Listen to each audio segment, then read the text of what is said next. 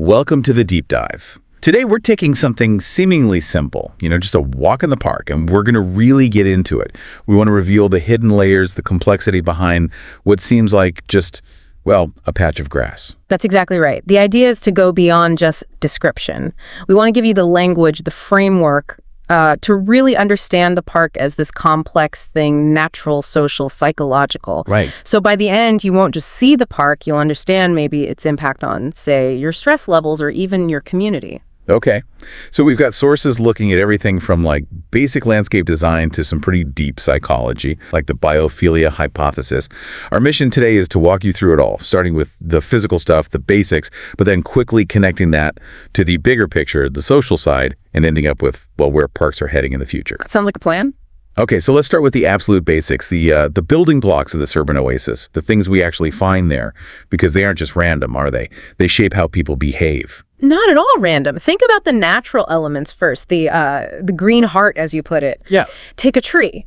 It's not just, wood and leaves. It's a living structure. Yeah. It shapes the light, the temperature right around it. It gives shade, obviously. It provides shade, yes, but crucially, its leaves create that specific pattern, that dappled sunlight, and that visual texture. It's actually really important for psychological restoration. It's not harsh. Interesting. And the grass. It's more than just green carpet. Oh, definitely. It's like the designated zone for temporary ownership almost. It's democratic. It invites you to have a picnic, maybe do some yoga, let kids run wild. It's the flexible surface. Right. Okay, so moving to the man-made things. The bench. Yeah, the bench. Yeah. The classic park furniture.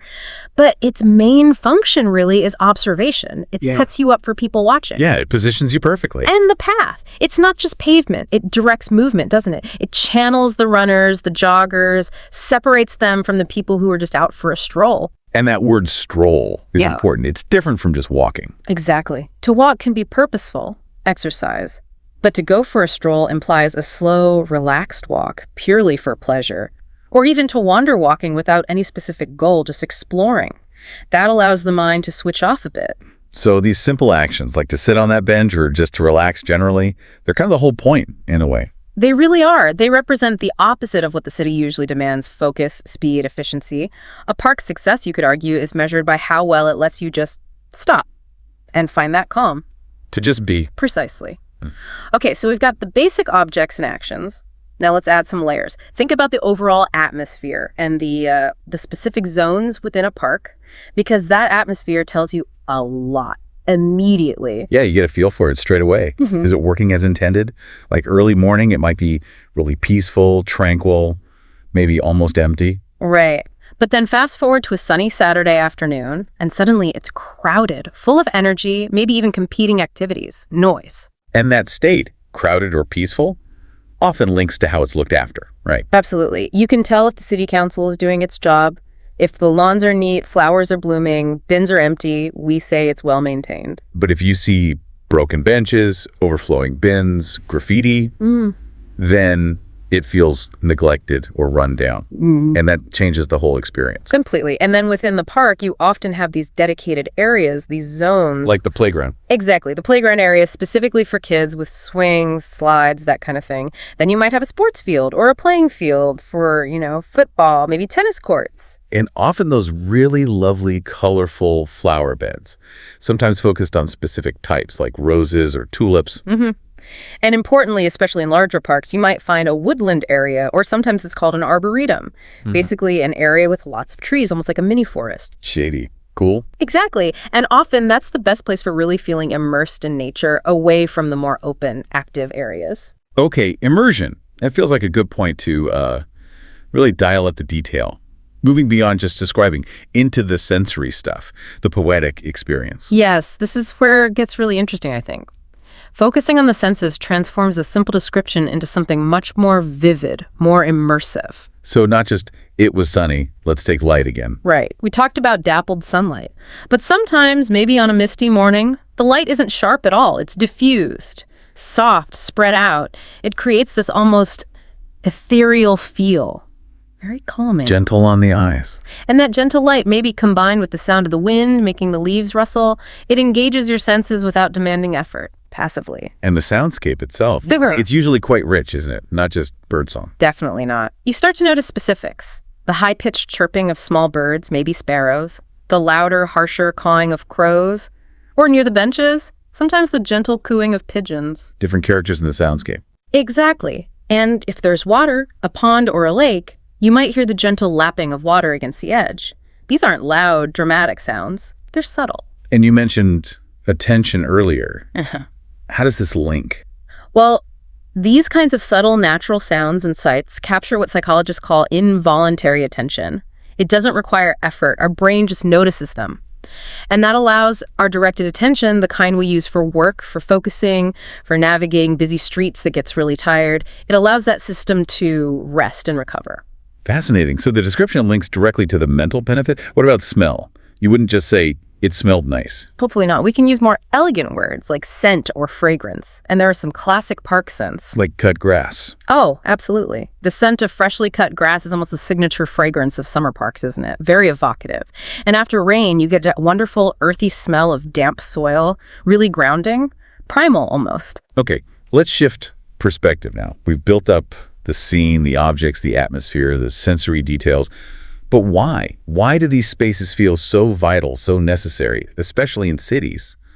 Let's analyze the park as a crucial infrastructure, social and therapeutic. Right. Let's start with the social role. In big cities where lots of people don't have gardens, the park basically functions as the communal backyard. It's the shared green space everyone can use. The great equalizer, in a way. It really is. And that shared use fosters social cohesion. It's a truly democratic space, open to everyone, regardless of, how much money they have or where they come from. You see people from all walks of life sharing the same space. Retirees on a bench next to students playing music, next to families having a picnic. Exactly. But that democratic nature also means it's a site of potential social conflict. Right, because not everyone wants the same thing at the same time. Precisely. You have competing needs. Someone wants peace and quiet to read. Someone else wants to kick a football around. Maybe another group wants to have a barbecue with music.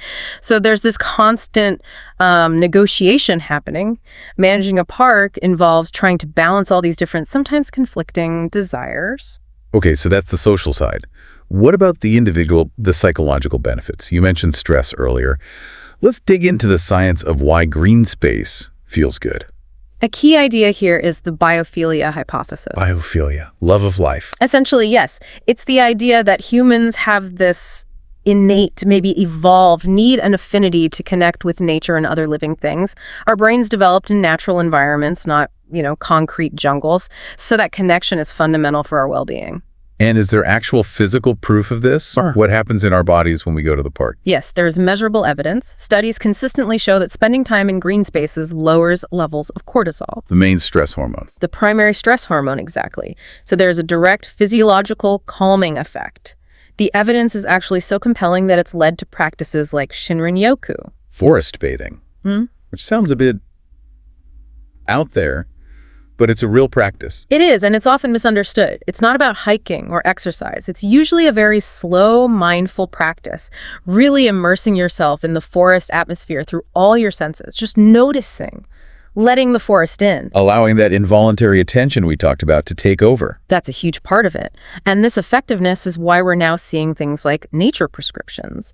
Doctors literally prescribing time in parks or other green spaces as part of treatment plans. Because it works on a neurological level. It engages that effortless involuntary attention, which lets the brain's directed attention system, the one that gets fatigued by modern life, by constant focus and decision-making, it lets that system rest, recharge, and recover. It's like hitting a mental reset button. So, given how vital parks clearly are, socially and psychologically, what's next?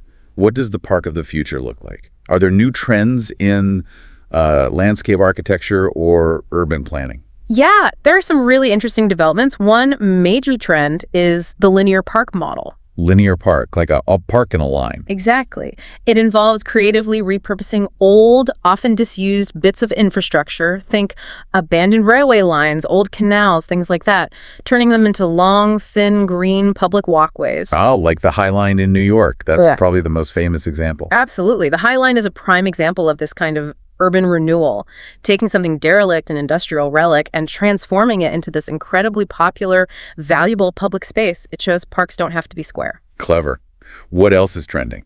Another really significant shift is towards rewilding in urban spaces. Rewilding, so letting things go wild. Seems the opposite of well-maintained. It kind of is, aesthetically, compared to traditional parks. It's a move away from highly manicured lawns and formal flower beds. Instead, the approach is more naturalistic, allowing certain areas to, well, return to a more uncultivated state. Like letting wildflowers grow instead of just lawn. Exactly, creating wildflower meadows, maybe planting native species, reducing mowing. It serves a couple of key purposes. Which are? Well, ecologically, it's huge for increasing biodiversity. It creates habitats for insects, birds, pollinators right in the city.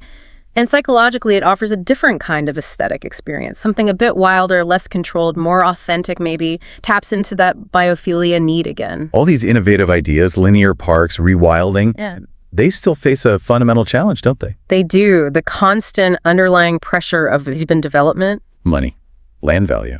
Exactly. Land in growing cities is incredibly valuable. Parks, green spaces, they don't generate direct profit in the way that, say, apartment blocks or shopping centers do. So they are always under threat. There's a constant fight to protect them from developers, from commercial interests wanting to build on them or chip away at their edges. So the park isn't just a nice-to-have amenity, it's often a political battleground. It absolutely is. Its existence isn't guaranteed. It's a democratic space, as we said, but one that often needs active defense by the community to prevent it from being lost to private interests. So, as we've seen in this deep dive, that simple walk in the park is actually, well, it's packed with layers. It connects you to nature, obviously, but also to your community and even to your own body's stress responses. Getting a handle on this language, from understanding dappled sunlight to knowing about cortisol reduction, it gives you a much richer way to see and appreciate these vital spaces. It offers real insight. And maybe the thought to leave you with is this. The next time you're enjoying that peace, that green space, just take a moment to think about the effort, the ongoing struggle that keeps it there. It's a precious and often contested resource. The very fact that you can walk through it freely is often a quiet victory for the public good.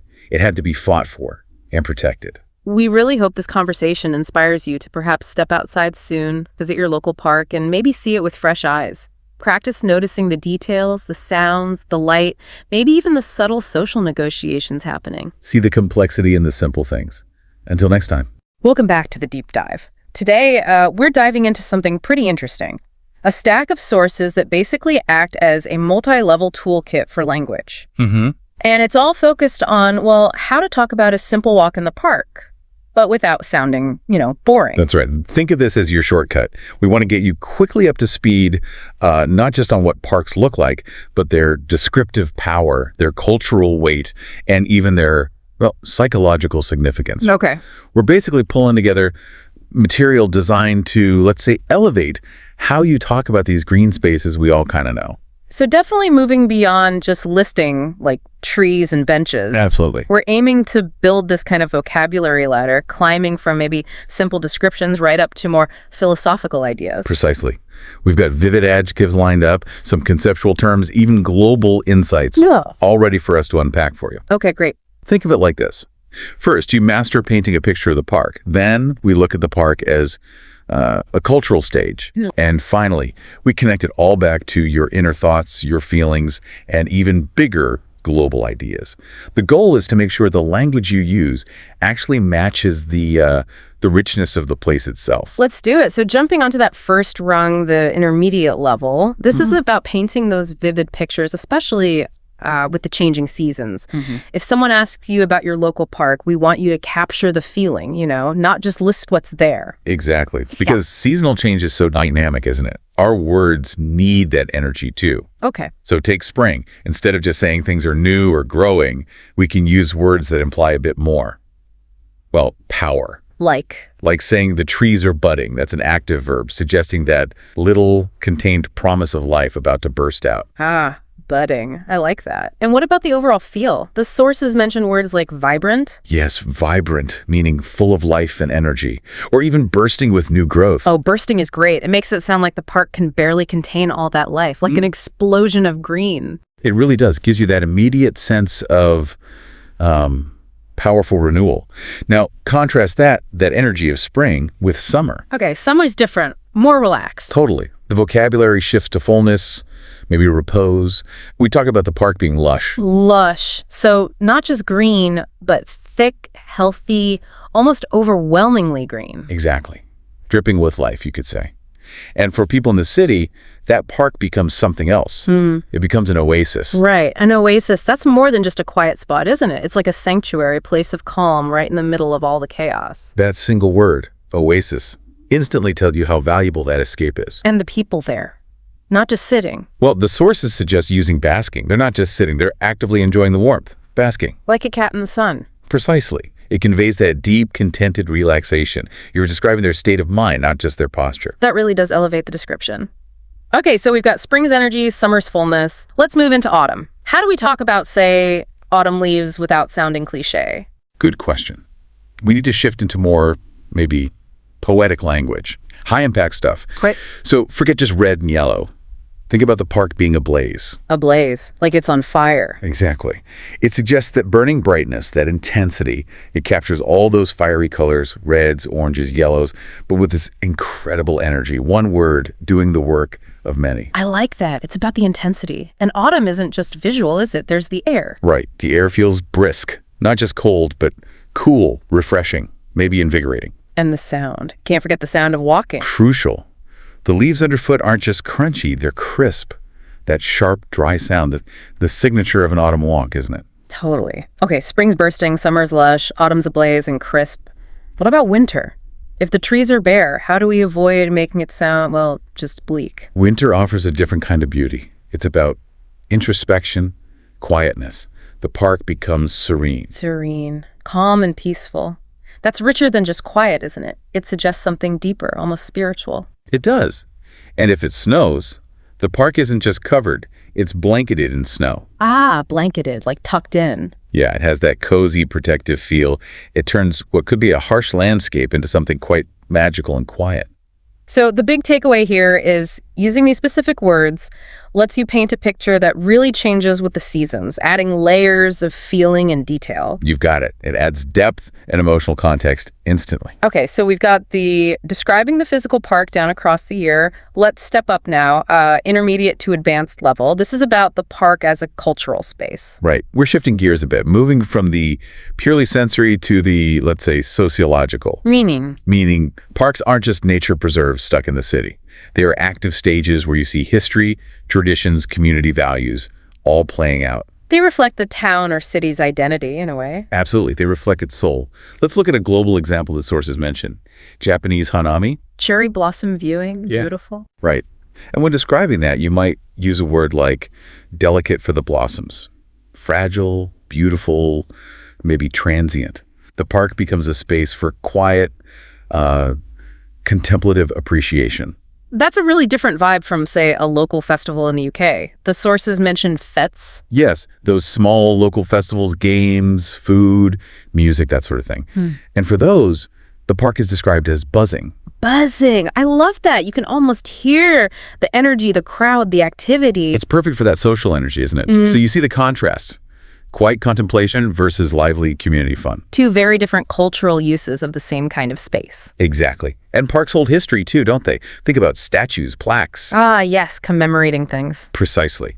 They're commemorating, actively honoring, remembering a local hero, maybe a city founder. The park acts as a kind of public archive, a space for collective memory.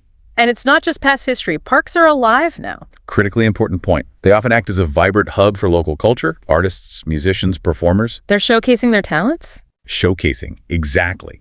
It implies a proud display, not just someone playing music on a corner. It gives it more significance. The park enables that cultural expression. So connecting this back for the listener, Yeah. using words like delicate, buzzing, commemorating, vibrant hub, it helps you talk about parks as, well, cultural treasures, not just green areas. You're hitting on their civic identity, their role in the community fabric. You're really commenting on how society uses these spaces. It gives the whole conversation more weight. Okay, described the setting, the culture now, for the really advanced stuff, the internal, the abstract. Let's bridge to that now. This is where the language gets really powerful. Right, the advanced level. We're connecting the park, the physical place, to our inner world, our emotions, and even big universal ideas like sustainability. We're basically using the park as a jumping off point for thinking about deeper things. So defining the park's purpose for us personally. Exactly. For many people, a park is a sanctuary. A sanctuary, not just a quiet place, but safe, peaceful, somewhere to think or find inspiration. Precisely. Calling it a sanctuary labels it as a vital psychological resource. It's more than just a nice spot. It's almost a sacred space for the mind. And parks connect to our own stories too, don't they? Walking familiar paths. Ah, yes. It can evoke nostalgia. That feeling, that sort of sentimental longing for the past. You see the swings and suddenly you're remembering being a kid there. Right. The park becomes a trigger, connecting your present moment to your personal history.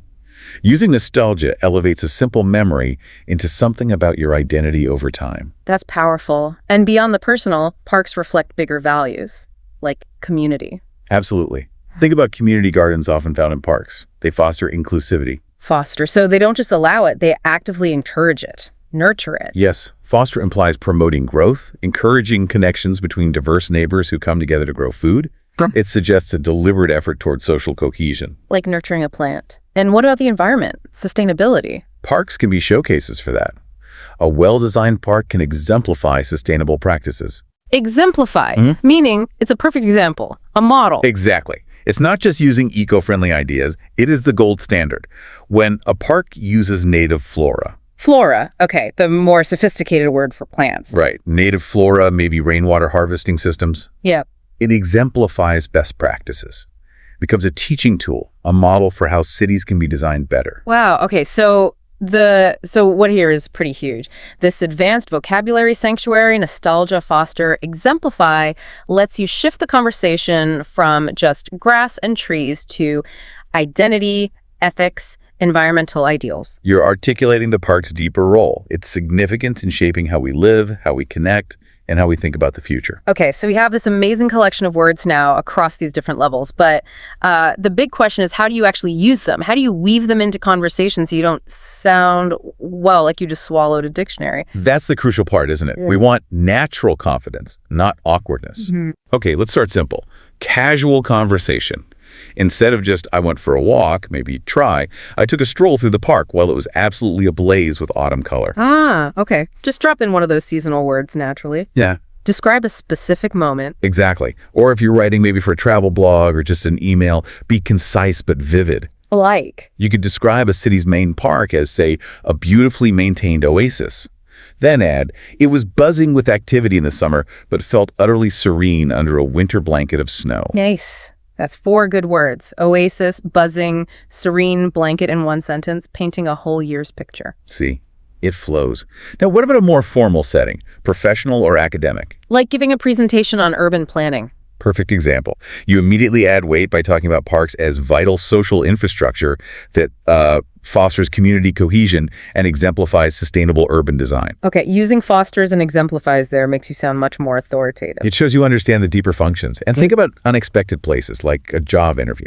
Really? How would that work? Well, if they ask how you unwind or manage stress, instead of generic answer, you could say you seek out your local park as a sanctuary for reflection. You could even mention something like practicing Shinrin-yoku, that Japanese idea of forest bathing to clear your head. Wow, okay. That's personality and sophistication right there. Right. Linking self-care to something specific and, well, cultured. Exactly. And even social media, quick posts. You don't need an essay. A photo caption, maybe. Yeah.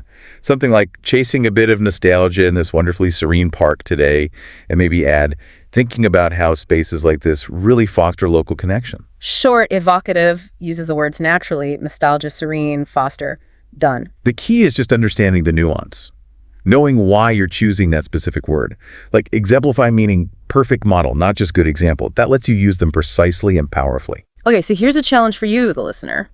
Next time you're in a park or green space, try it out. Take a photo, jot down a thought, whatever.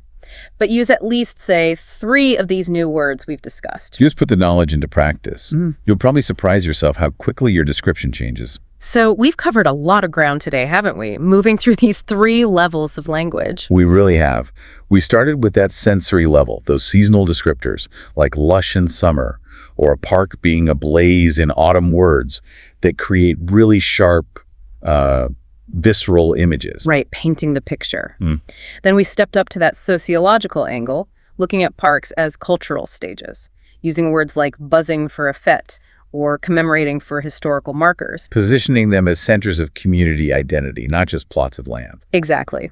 And then we reached the top level, connecting the physical park to our inner lives and even global values, mastering those advanced concepts. Like thinking of the park as a personal sanctuary, or talking about how community gardens foster that crucial sense of inclusivity. This whole journey really shows how the language we choose shapes our perception, doesn't it? It absolutely does. Mastering this kind of vocabulary, this stack we've unpacked, it gives you more than just knowledge. It gives you, I think, creative confidence to describe the world more richly. You're better equipped now, hopefully, to communicate not just what you see in a park, but what you feel and what you value about those spaces. It underlines the real lesson here. A park isn't just a patch of green. It's a canvas. A living canvas, yeah. Yeah. For language, for culture, for personal growth. It's all there. So we've explored how parks reflect our stories, our communities, our global ideals. Here's the final thought to leave you with. Next time you visit a park, really consider this. How does the specific language you choose to describe that place end up defining your own identity within it? Welcome to the deep dive. You sent us the sources. These were excerpts from an advanced language learning series, and we're here to turn that into, well, strategic insight for you. That's right. Today feels like we're strapping on our walking shoes. We're diving deep into the language of green spaces, parks specifically. Exactly. And this source material, it's part 3 of a series they called Walk in the Park. It really goes beyond just, naming trees or benches. Right. Not basic vocab. No, this is about hitting advanced fluency. It's about how you discuss complex things like environmental value, cultural identity, using parks as the subject matter. Okay, so our mission here isn't just learning new words. It's more about analyzing why these specific words were chosen, over simpler ones. Precisely. We're looking for the strategy behind the language. And we're aiming to pull out 3 sort of higher level skill sets for you. First, how to compare parks across cultures with really nuanced language. Second, mastering storytelling techniques, making those park visits sound, captivating. Yeah, memorable. And third, and this feels crucial, using persuasive language. How to really advocate for these green spaces. It's that package deal. If you can handle describing a space, telling a story about it, and arguing for its importance, that's demonstrating real fluency. Okay, let's unpack this then. Starting with that global view.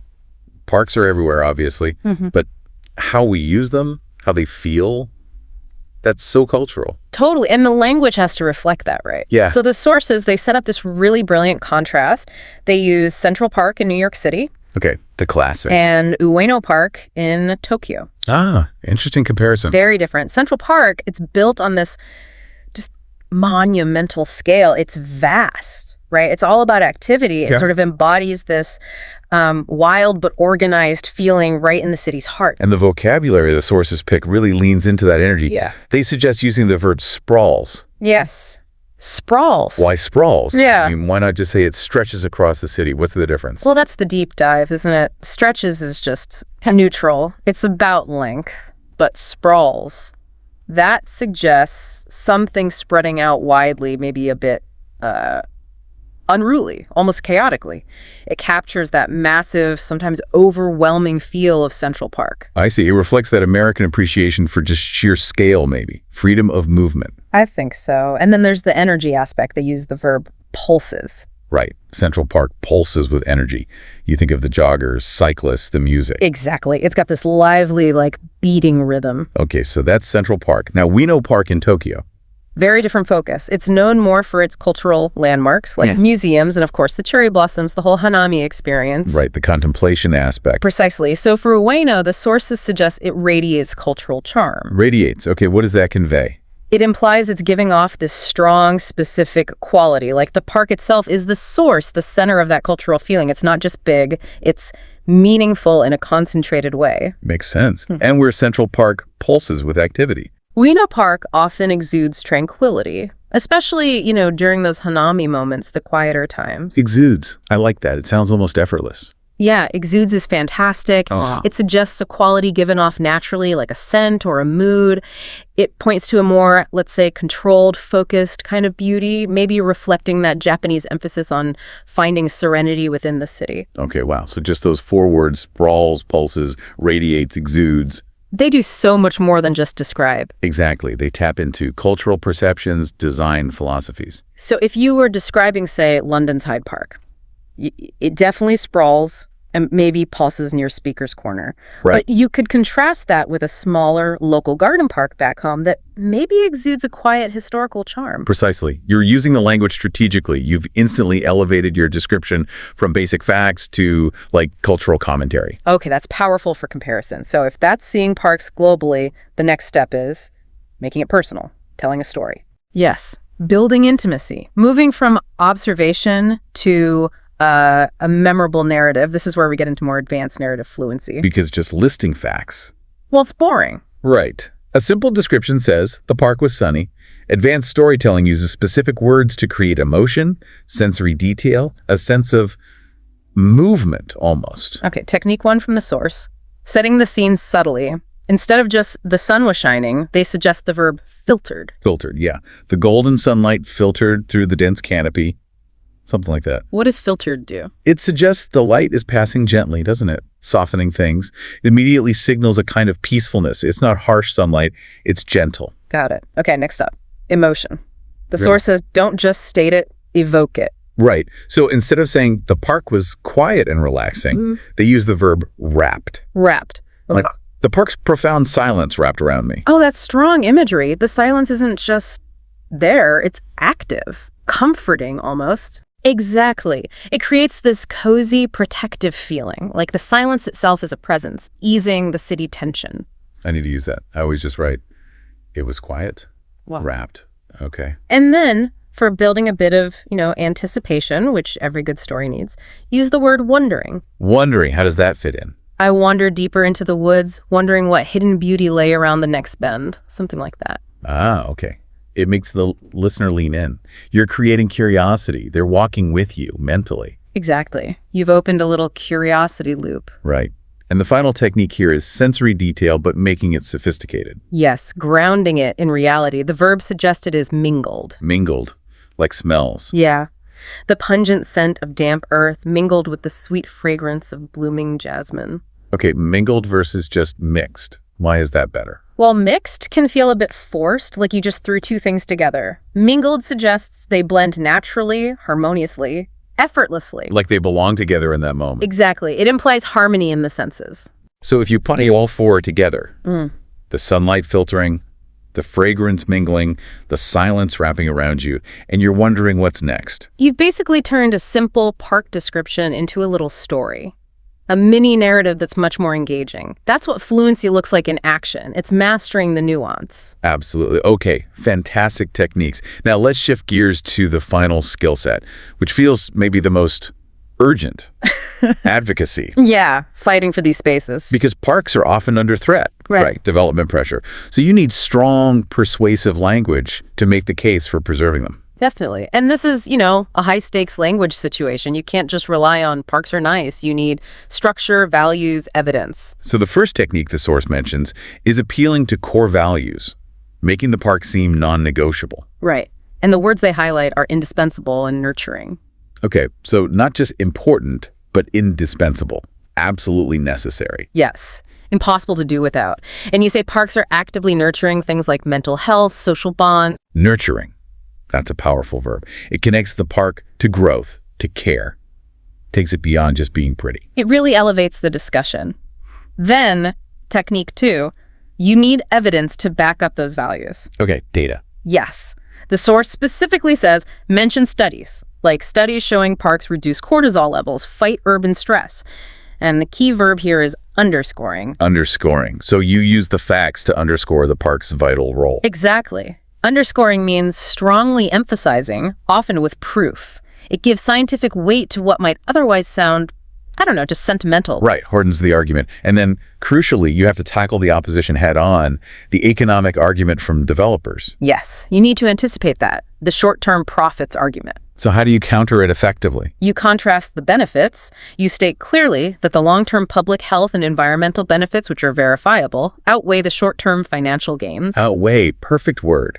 It frames it as a balance and positions public good as, well, heavier, more substantial. It changes the scale of the debate, doesn't it? It really does. Okay, and the final piece for persuasion. The call to action. You need to mobilize people. And the verb here is champion. Champion the cause, not just support or join. Right.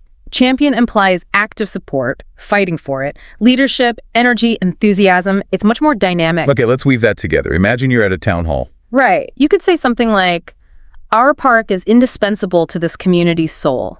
It's actively nurturing our well-being and social ties. Studies underscore its vital role in reducing stress. These long-term benefits vastly outweigh any temporary construction profits. And the call to action. I urge everyone here tonight to step up and champion this essential resource. Wow. Okay. That sequence uses all four techniques, values, evidence, contrast, action, and combines that emotive language, indispensable, nurturing, with the more technical stuff, underscoring, outweigh. It's strategic. It shows you understand not just words, but the kind of politics of language, which is definitely beyond basic conversation. Definitely advanced fluency. Okay, that brings us neatly to practical application. How can you, the listener, actually practice this?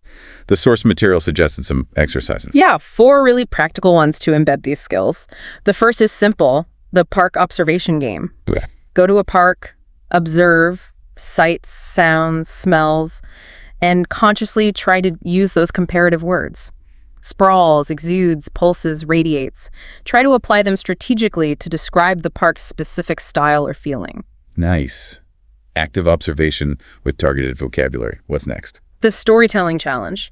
Write a short story, maybe just 100 words, about a park visit, but focus intensely on using those narrative techniques we talked about. Make the light filter, the sounds wrap, the scents mingle. Exactly. Force yourself past simple sentences, build that little narrative arc. Good one. Exercise 3. The advocacy post.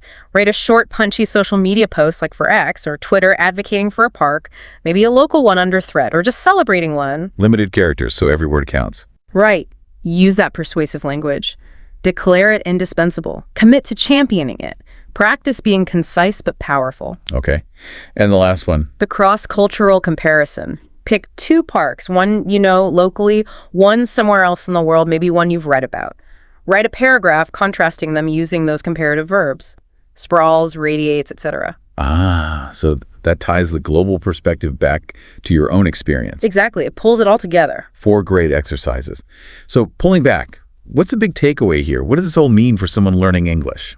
I think the overall insight from the source material is that parks are this amazing universal canvas. And learning the language to describe them, tell stories about them, and importantly, fight for them. Well, that's a really powerful demonstration of advanced fluency. It shows you can engage with the world around you on multiple levels, emotionally, culturally, even politically, not just reciting facts. Yeah, precisely. This has been a really fascinating deep dive, looking at the strategy behind the words. Yeah, and the source material really highlights that the most impactful language, especially in advocacy, it's often highly emotive, very value-driven. Makes sense. So maybe the final thought for you listening is this. If these green spaces really are indispensable to your community's soul, to its mental health, what local conservation effort, big or small, are you ready to champion this week? Ooh, a direct challenge. I like it. A perfect question to end on. Food for thought. Well, thank you for joining us for this deep dive. We hope you take these ideas, these words, and apply them, maybe even today. We'll see you next time. Welcome to the deep dive.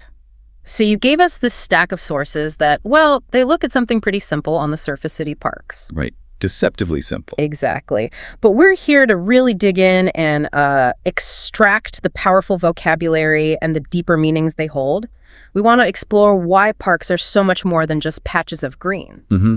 They're really critical engines for creativity, for community building, and even environmental resilience. So our mission today, for you listening, is twofold, really. That's it. First, we want to synthesize what the research says about the, let's say, the social, artistic, and environmental roles these spaces play. Okay. And second, maybe more importantly for our listeners, we want to equip you with the precise sort of sophisticated language you need to talk about their value, their irreplaceable value. In any conversation, right? So you sound informed and frankly eloquent. We're giving you the shortcut. The shortcut to sounding smart about parks. Yeah. And we'll start with maybe the most personal angle, the idea of the park as a kind of natural studio. A natural studio for the imagination. Yeah, I like that framing. It's where that creative process can really spark. Spark. Okay. So if inspiration is like a fire, the park provides the oxygen.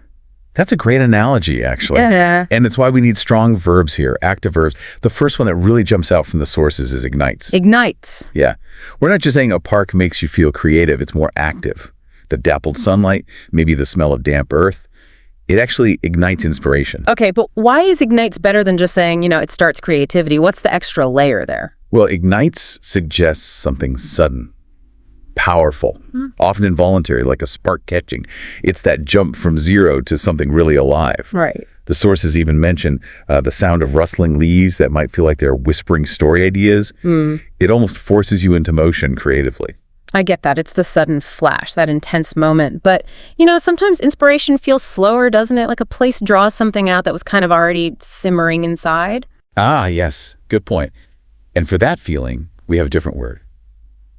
Evokes. To evoke means to bring out something specific, a memory, a feeling, an idea that was maybe latent.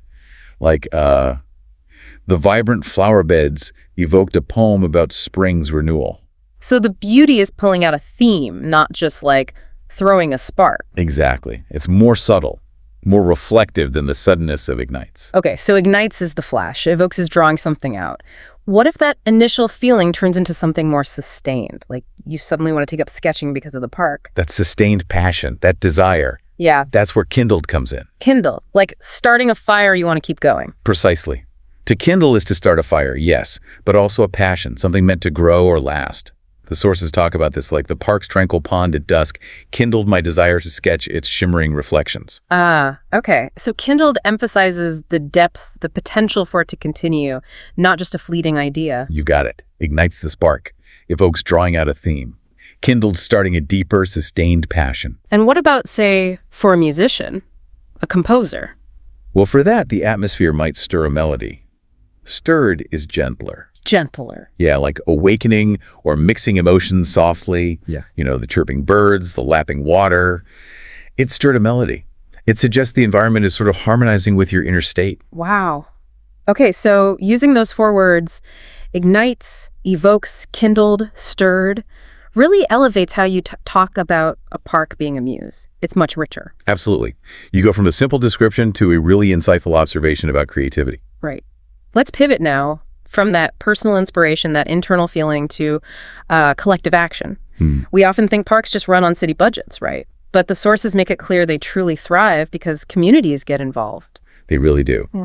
And describing that shift from personal feeling to group effort needs its own strong vocabulary. We need words for people coming together, for renewing these spaces. So what's the language for that?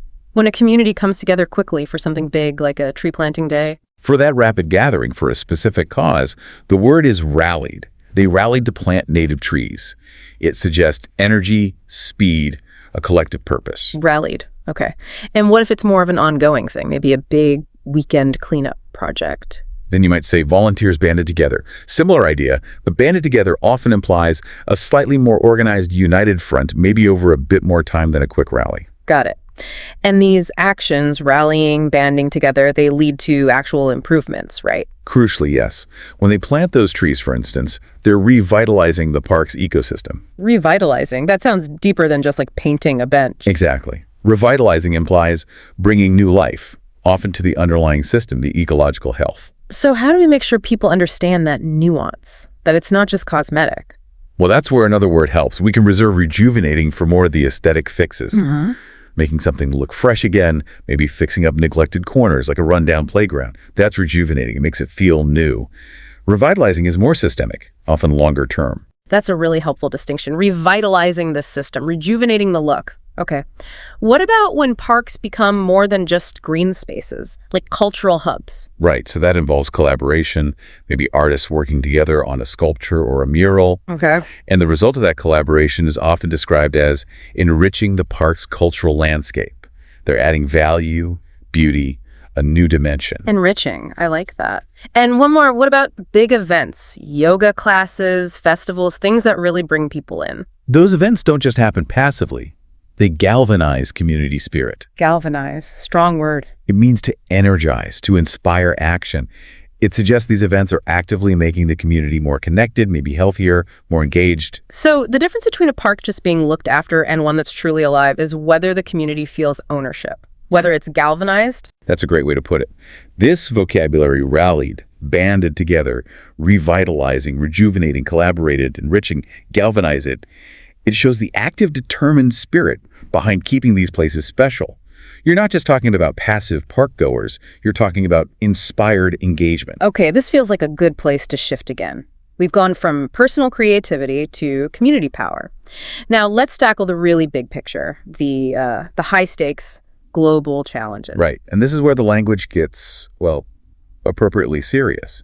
We need words that convey real risk, real threats. So thinking about climate change impacting parks, what's the word? It doesn't just affect parks or threaten them, although it does that too. The sources use imperils. Imperils? Yes, it means puts them in serious, often existential danger.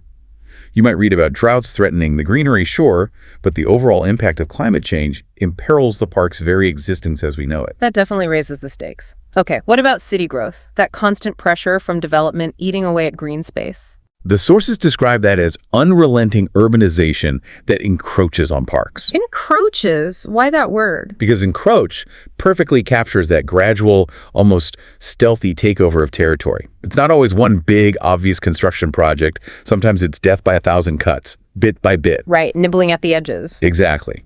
And this constant encroachment is actively diminishing the park's ecological value, systematically reducing its worth, its function. Okay, let's test this. Say a huge new building goes up right next to a big city park. Would you say it imperils the park or encroaches on it? Well, potentially both, but they capture different aspects. The active construction, the noise, the dust might imperil nearby trees or wildlife immediately, but the policy allowing that building, the physical reduction of the buffer zone around the park, that's where encroaches really fits. It's about that territorial creep. That clarifies it brilliantly. Okay, next threat. Pollution.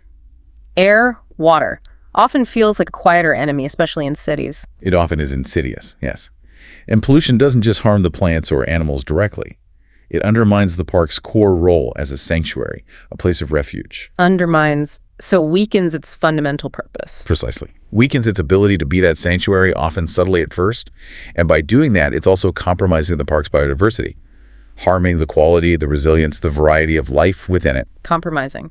Okay, and the last big one. Money.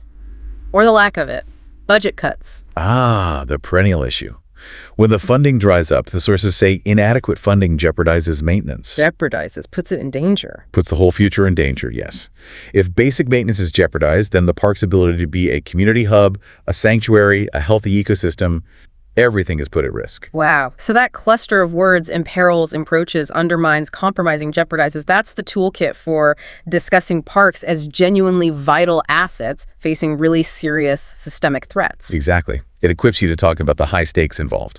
Okay, this is fantastic. We've built up this understanding, the sophisticated vocabulary. Now, the crucial part, how do we actually use all this in a conversation? How do we make it sound, persuasive, captivating, not just like we're listing facts? Right. We need strategies to elevate the discussion. The sources point to 4 key techniques. Strategy number 1, use analogies. Analogies. Okay. Like the lungs of the city one. Exactly like that one. Comparing a park to something relatable makes your point stick. A park is like the lungs of a city, breathing life into urban chaos. Or maybe the heartbeat of a city. It instantly establishes why it's essential, functionally necessary. Makes sense. What's strategy 2? Incorporate rhetorical questions. Questions you don't expect an answer to, but they make the listener think. Precisely. Instead of just stating parks are vital, you could ask, can you honestly imagine a city without parks? Where would we find peace amid all the concrete and noise? It pulls the listener in, makes them reflect. Nice. Okay, strategy 3. This one's key for sounding polished but still approachable. Blend formal and informal registers. Meaning? Don't sound like you swallowed a dictionary or a policy report. Mix it up. You can say something like, look, these spaces are absolutely vital for mental health, right? Yeah. They give us a sanctuary where we could just chill out and reconnect. Huh. Okay, mixing vital and chill. I see. It keeps the intellectual weight but feels more natural, less stuffy. Exactly. And finally, strategy 4, which really brings those high stakes home. Use hypothetical scenarios. Making the threat feel real by imagining the what if. Precisely. And this is where you can powerfully deploy that advanced vocabulary we just discussed. Don't just say development is a threat. Frame the potential loss. Imagine if we let urbanization encroach further on our local park. We wouldn't just lose some grass. We'd lose a space that galvanizes our entire community spirit. Using the strong verbs within the hypothetical makes the potential loss feel so much more immediate and serious. You got it. Master these 4 things: analogies, rhetorical questions, blending registers, and hypotheticals. And your conversation about parks becomes dynamic, persuasive. It shows real depth, real passion. You're not just describing a place anymore. You're making a case for its essential function. That's the goal. What a journey just now, seriously. We started seeing parks as these personal wells of creativity where inspiration ignites and passions get kindled.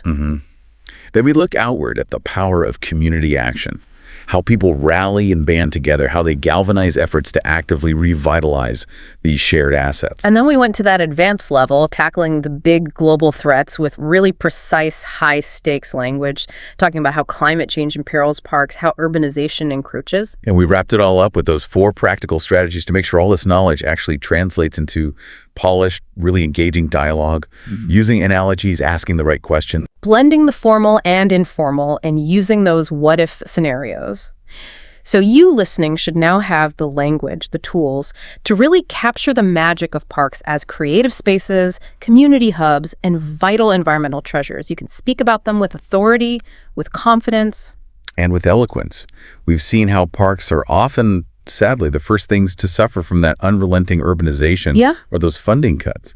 So if a park really is the lens of a city, like that analogy suggests, what actually happens to the community's health, its creativity, its spirit, when those lungs are damaged, maybe permanently compromised? It raises a really important closing question, I think. Beyond just counting trees or measuring acreage, what tangible metrics could we possibly use to measure that irreplaceable social value, that imaginative value?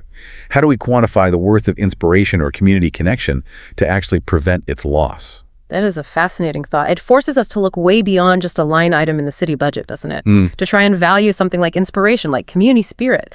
Powerful stuff. Thank you for joining us on the Deep Dive. My pleasure. Until next time, maybe let a park inspire you and hopefully let your conversation soar. Welcome to the Deep Dive. Most of us, we see a park and think grass, trees, maybe a bench, relaxation. But the sources you brought today show us something much, much richer, don't they?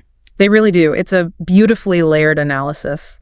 So our mission isn't just talking about green space. It's more about dissecting the very vocabulary that defines a park. As a historical treasure, right? A high-tech hub. A learning tool and even a catalyst for profound personal change. Exactly. We're moving beyond just description. Yeah, we're looking at 4 distinct dimensions. The knowledge here, it spans history, tech, teaching methods. Pedagogy, and that really precise, reflective language we use to describe our own experiences within these spaces. It's quite structured. Okay, let's unpack this, because when you look at parks through this sort of sophisticated lens, they definitely stop being just simple amenities. Right. They become these rich cultural artifacts, and their purpose is constantly evolving. Constantly changing. Precisely. Let's maybe trace that evolution a bit. Okay, sounds good. We'll start with section 1, the historical significance of parks. The sources really emphasize that parks go back centuries. Oh, yeah. And their creation wasn't usually accidental, was it? They served specific, often critical purposes. Absolutely. Think about the 19th century, the Industrial Revolution. Cities were just choked with pollution. Grim. Seriously grim. So parks weren't just nice to haves, they were seen as urban necessities. Major green spaces like Hyde Park in London, they were established, officially created, not really for fun, but as the city's literal lungs. Lungs of the city. I love that phrase. It's very evocative, isn't it? They were critical for public health, basically an essential green haven, a safe place offering purified air. That public health angle is fascinating. It really frames the park as almost an engineering solution, not just about aesthetics. Exactly. But then the sources also bring up a totally different angle. The idea of regal retreats, the Jardin des Tuileries in Paris, that wasn't built for your average factory worker. No, definitely not. That sounds very exclusive. It was a royal asset, designed as this majestic regal retreat purely for the monarchy. Yep. But the crucial historical insight here is the shift, right? Yeah. That very same space now serves everyone. It still has that grandeur visually, but its role fundamentally changed from private luxury to public sanctuary. That's a massive democratization of space. That's a huge change. And then you've got things like Central Park in New York, Yeah. just sheer civic ambition, right? That wasn't repurposing an old royal garden. No, that was an act of extreme urban will, as you said, a conscious statement. Central Park was envisioned, planned from scratch, as this powerful testament to civic pride. Was showing off. Kind of, yeah. Yeah. Physical proof of New York's cultural maturity, its economic ambition. It wasn't just built for the people living there, but to showcase its sophistication to the whole world. So, okay, we've got the functional, the lungs, the aesthetic and political, the regal retreat. Yeah. And the ambitious, the civic testament. Plus, these places harbor history, don't they? They really do. They shelter not just wildlife, but sometimes actual archaeological sites or, those centuries-old oak trees Wow. that stand as silent witnesses to everything that's happened around them over time. That's amazing. And what's really compelling is how that historical language, those old purposes, still inform how we use them today. Take the Boboli Gardens in Florence. Okay. They were established as this luxurious, very exclusive regal retreat for the Medici family. Very powerful people. Right. Yet today, if you go, the public experiences it as a serene haven. Same architecture, same pathways, but they're now facilitating a completely different, much more egalitarian function. So a single park can hold centuries of sometimes conflicting roles simultaneously. That structural duality. Yeah. Yeah, that's profound. Okay, let's jump now. From the historical past, let's leap straight into the dynamic present and maybe even the future. Yeah. Technology. Yeah. It's absolutely transforming these green spaces. Here's where it gets really interesting. It is a radical shift, no question. Parks are just not passive anymore.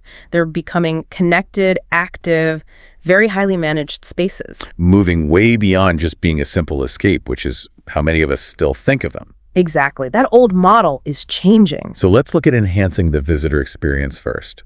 Our sources talk about how park apps now augment the visit. Right. They don't just give you a map anymore. They add layers, historical context, identifying plants and animals, just making the physical visit richer. And the tech is also working behind the scenes, for efficiency. We're seeing the implementation of smart sensors. These are used to optimize the park's sustainability. Optimize. Like how? Well, we're talking about real-time monitoring of air quality, for instance. Smart irrigation systems that only water when needed, ensuring really efficient water usage. It basically makes the park a highly effective managed ecosystem. That focus on optimization. It really shows parks being treated like sophisticated urban infrastructure, doesn't it? It does, which connects directly to community building. Yes. Well, the digital infrastructure, things like public Wi-Fi, digital community boards, it's becoming essential because it fosters connectivity. It links visitors to events like outdoor movie nights or fitness classes happening right there in the park. Okay, but doesn't that raise a question, though? If the park's digital infrastructure is designed to foster all this connectivity, isn't there a risk? What kind of risk? Well, that by bringing our screens and our digital lives into the park, we kind of lose the core purpose, the idea of it being a non-digital escape. That's a great point, a really important tension. It speaks to that balancing act, right, between enhancement and potentially disruption. Yeah. The sources seem to suggest the goal isn't replacing the experience, but deepening it, which actually brings us to immersive exploration. Like VR. Exactly. Virtual reality tours are emerging that basically revolutionize the experience. They immerse visitors deep into the park's history, so you could walk the paths of Central Park as they were in the 1800s. Without leaving the 21st century. Wow. Precisely. So the intention, as the sources frame it, isn't just decoration or distraction.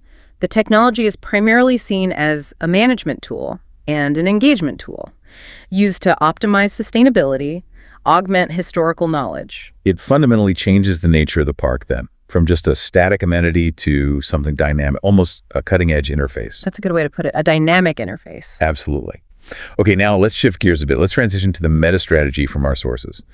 How knowledge about these complex spaces gets transferred effectively. The how-to of learning. Exactly. And this is particularly insightful, I think, for you, the learner listening in, because it provides a kind of roadmap for understanding and applying complex concepts efficiently. Yeah, this section analyzes the pedagogical approaches. The teaching strategies that make learning about something as dense as, say, a park's historical and technical vocabulary truly effective. And the sources aren't just listing methods, are they? They're structuring them. Right, structuring them for comprehensive understanding, not just random tips. Okay, so first up is contextual learning. This sounds foundational. It is. It basically means you define the vocabulary by using the real world. You're literally standing in the park to define words like lush or serene. So the environment becomes the dictionary almost. Exactly. The environment is the definition. Building on that immediacy, then we have scaffolded activities. Scaffolding, like building blocks. Precisely. It's that step-by-step structure that prevents you from getting overwhelmed. You start with simple nouns, tree, bench. Then you build up to descriptive phrases, and ultimately you move towards communicating complex feelings, like explaining how the atmosphere exudes tranquility. Okay, that makes sense. The scaffolding ensures the depth builds logically. Right. But then you've got to activate that knowledge, right? Make it usable. Which is where interactive engagement comes in. You got it. This involves active participation, things like games, maybe role plays, activities that force the learner to use those evocative words like ignites or rejuvenating dynamically, maybe to win points or achieve a goal. So it moves the vocabulary from just passive memory into active usage. Exactly. And the final critical strategy mentioned is cultural relevance. Meaning, if the knowledge doesn't connect somehow to the learner's own world, their own culture, it probably won't stick. Okay. So you connect the vocabulary to local events, like learning the word buzzing to describe the atmosphere of a local park festival that you actually go to. It makes the terms meaningful and applicable, like right now. I think the real takeaway here isn't just, a list of teaching methods. It's the power of that structured approach to learning. Yeah. This combination, contextual immersion, scaffolded structure, active engagement, and that cultural anchoring, it really empowers the learner, doesn't it? It absolutely does. It helps guarantee that the knowledge is thorough, it's memorable, and most importantly, it's applicable. You're not just absorbing facts passively. You're developing a toolkit. Exactly. A toolkit to articulate a rich, sophisticated experience dynamically. And that ability to articulate experience, that brings us perfectly to our final and maybe the most personal dimension we're covering today. The park as a silent partner in personal development. Yeah. This is where it gets quite deep. It really does. This section explores that evocative language, the words that bridge the external scenery, the park itself, to our deepest internal processes. Right. This is where the park transitions from just being infrastructure or history into becoming a metaphor. Yeah. Our sources give a really poignant example here. The park as a place for deep thought, where someone has contemplated big life choices, maybe at a crossroads. Okay. And the serene paths, the quiet walkways, are described as mirroring that internal journey toward clarity. The physical space reflects the mental process. That's powerful. And the vocabulary of resilience comes up strongly here too, right? Incredibly powerful. The park's enduring elements, think of those ancient oak trees that have stood through countless storms, season after season. Yeah, solid. That solidity, that endurance, it inspires us to persevere, to keep going despite our own internal storms or external challenges. The scenery actually reinforces the internal strength we need. It's like borrowing strength from the landscape. In a way, yes. And the park is also framed as a setting for creation. The sources talk about places where people have forged lifelong friendships, maybe under the canopy of old trees. Forged. That's a strong word. It is. It implies creating something strong, something lasting, maybe shaped under pressure or over time, not something just stumbled upon casually. Like forging metal. Okay. And then there's the concept of transformation, often tied to the natural cycles you see in a park, that vibrant renewal we see every spring. It can be said to have catalyzed personal growth, like it triggered or sped up a change, encouraging a fresh start or maybe a new vital direction in someone's life. So the park becomes a catalyst for inner change. What's fascinating here is the psychological psychological precision this kind of language offers. There's an anecdote shared in the sources. It's about a person facing a major life decision, and they're contemplating their options while walking past these enduring ancient trees. And seeing those trees gives them the inspiration to persevere. Wow. It demonstrates that the park isn't just the backdrop in these moments, it's almost an active ingredient in the self-discovery process. It helps us find the words for the intangible. Helps us articulate things we might not otherwise be able to. Exactly. So what does this all mean? Let's try to bring it together. We've covered these 4 integrated dimensions today. Historically, parks moved from being regal retreats or necessities, like the lungs of the city, to becoming this testament of civic ambition. Right. Then technologically. Technologically, they're being augmented, optimized, and even revolutionized into these smart, connected hubs. Pedagogically. From a learning perspective, knowledge about them is best transferred using scaffolded and contextual strategies, making it relevant and active. And finally, reflectively. Reflectively, there are these crucial spaces where internal clarity can be forged and personal growth is often catalyzed. Yeah. Our deep dive today has really shown that parks are so much more than just, manicured green spaces. Definitely more complex. They function simultaneously as historical archives, as highly sophisticated infrastructure hubs, and as these really crucial psychological anchors. They provide the vocabulary for expressing some of our deepest experiences. So next time you visit a park, we really encourage you to do more than just see the trees, right? Yeah, try to look deeper. Try to maybe identify the initial purpose that space was established for.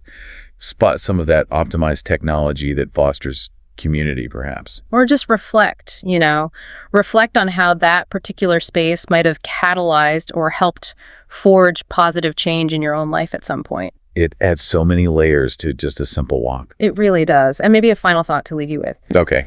If historical parks were established as a testament to a city's ambitions centuries ago, what new essential human need, something beyond just clean air or community, will the high-tech, optimized parks of the future be a testament to? Ooh, that's a good question. What need will they fulfill next? Exactly. That's the question worth contemplating perhaps on your next walk through the park.